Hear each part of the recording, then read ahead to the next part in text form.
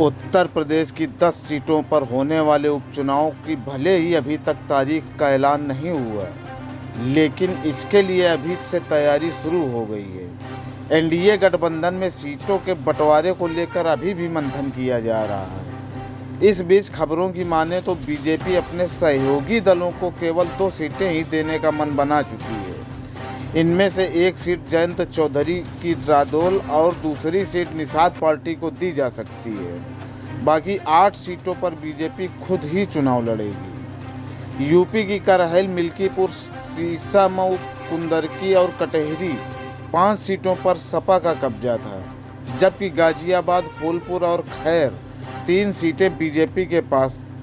Mirapur seat से रादौल और Majhawan seat पर निषाद पार्टी का कब्जा था।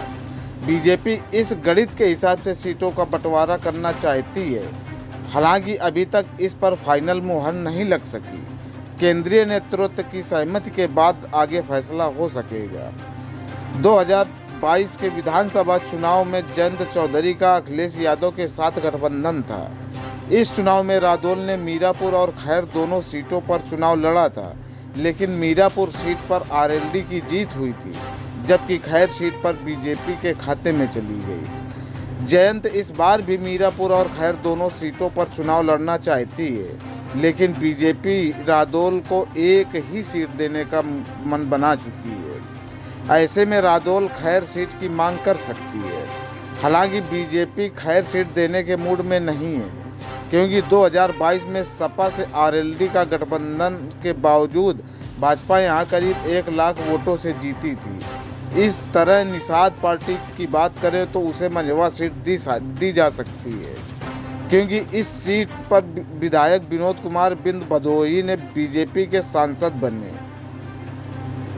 ऐसे में ये सीट निषाद पार्टी के कोटे में चली गई। उत्तर प्रदेश की 10 सीटों पर होने वाले उपचुनाव की भले ही अभी तक तारीख का ऐलान नहीं हुआ है, लेकिन इसके लिए अभी से तैयारी शुरू हो गई है।